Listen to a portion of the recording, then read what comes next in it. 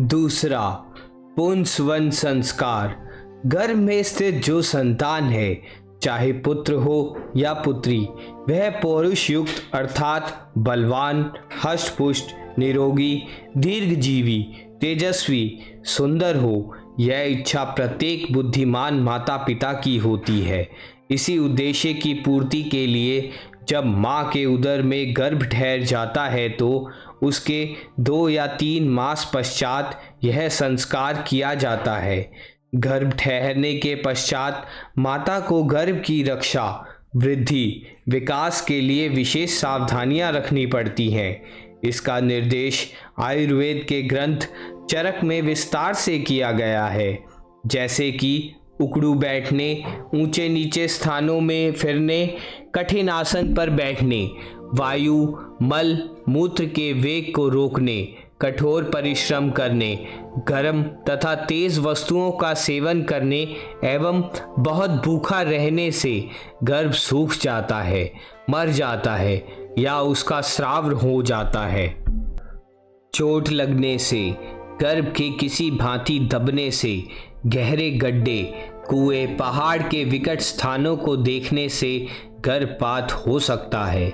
गर्भिणी के शरीर के अत्यधिक हिलने डुलने या बैल आदि के ऊबड़ खाबड़ सवारी से, भयंकर शब्द या अप्रिय बात सुनने से भी अकाल गर्भपात हो सकता है। सदैव सीधी उतान लेटी रहने से नाड़ी गर्भ के गले में लिपट सकती है, जिससे गर्भ मर सकता है।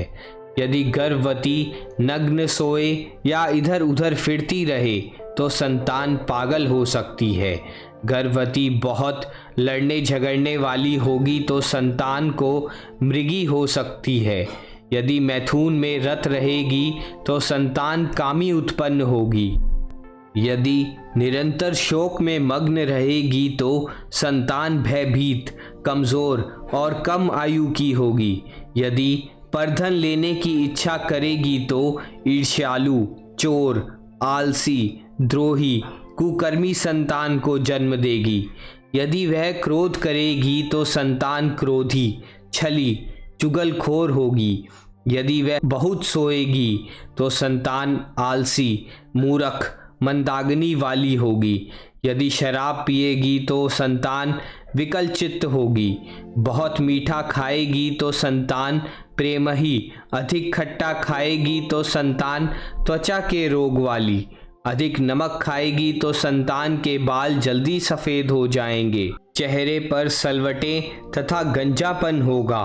अधिक चटपटे भोजन खाएगी तो संतान दुर्बल, अल्पवीर्य, बांझ या नपुंसक होगी।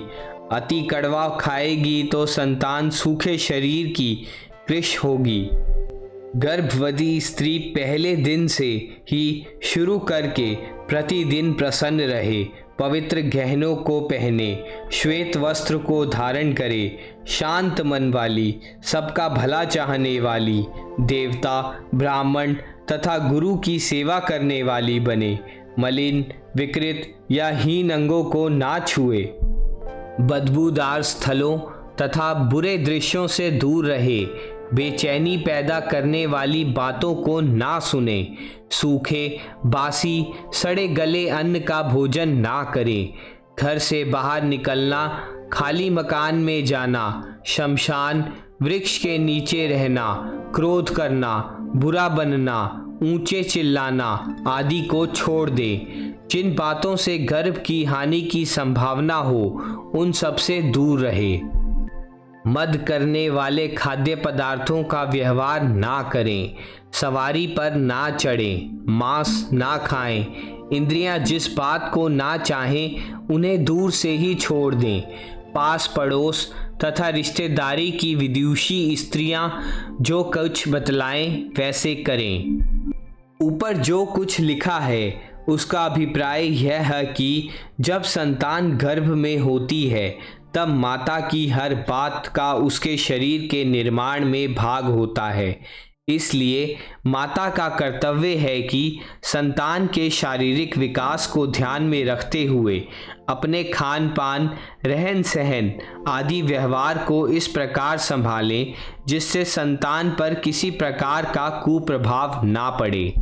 किसी भी शारीरिक दोष के कारण गर्भवती स्त्री का जो भी अंग पीड़ित होता है, गर्भ में स्थित शिशु का वही अंग पीड़ित होने लगता है।